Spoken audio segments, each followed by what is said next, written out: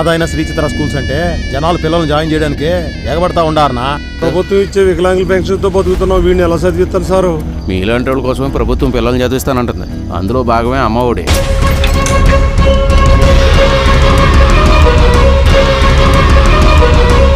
Effect మన corporate school అన్నిటి మీద పడుతుంది.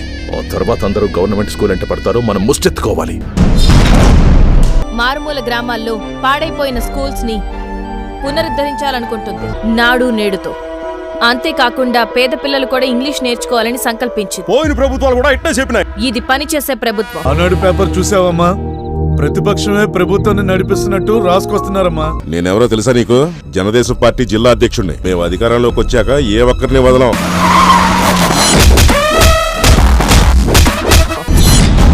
వెన్నుపోటు పొడిచేవాళ్లు ఎక్కడున్నా ప్రమాదకరమే. అది పక్క నుండి వెన్నుపోటు పొడిచేవాళ్లు అంతకంటే ప్రమాదకరం. మీలాంటి వాళ్ల వల్ల రాజకీయం, రథాలు తగలబెట్టడం, గుళ్లు కూల్చేయడం దగ్గర నుంచి ఇప్పుడు స్కూల్ పిల్లల వరకు వచ్చింది. ఫండింగ్ ఇచ్చేవాడికి పార్టీ అధికారంలో లేకపోతే పతనమైపోతామని మా నాన్నగారు ఎప్పుడూ చెప్తూ ఉండేవారు. అది ఇప్పుడు నిజమైంది.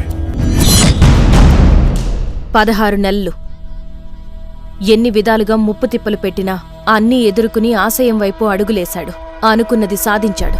ఎంతో మందికి ఈ రోజు తను ఆదర్శంగా నిలిచాడు. పట్టుదలతో ముఖ్యమంత్రి అయ్యాడు. ఆయనెవరో తెలుసుగా? జగన్మావయ్య. ఆమె సిన్సియారిటీ చూసినప్పుడే నేను అనుకున్నాను తన సీఎం రికమెండేషన్ అయి ఉంటుంది. ముఖ్యమంత్రి మా పార్టీ కనుక అధికారంలో ఉండింటే నీలాంటి ఎదవల్ని దగ్గరకు కూడా రాణించేవాడిని కాదు. ఈ రూమ్ అంతా పసుపు నీళ్లతో కడిగించు. మీకు అరెస్ట్ వారెంట్ వచ్చింది.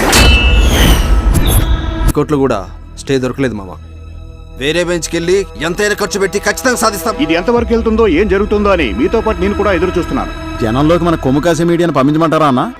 ఆ మీడియాల ఐడియాల వల్లే మన బతుకులు ఇక్కడ దాకా వచ్చాయి. బడి అమ్మ వడి అన్నది అక్షర సత్యం. ఈ రోజు మీరు ఇంగ్లీష్ లో పాస్ అయిన తీరు చూస్తుంటే, తెలుగుతో పాటు ఇంగ్లీష్ కూడా ఉంటే అది జీవనోపాధి మాత్రమే కాదు, జీవితాన్నే శాసిస్తుంది అన్నది సీఎం గారి సంకల్పం.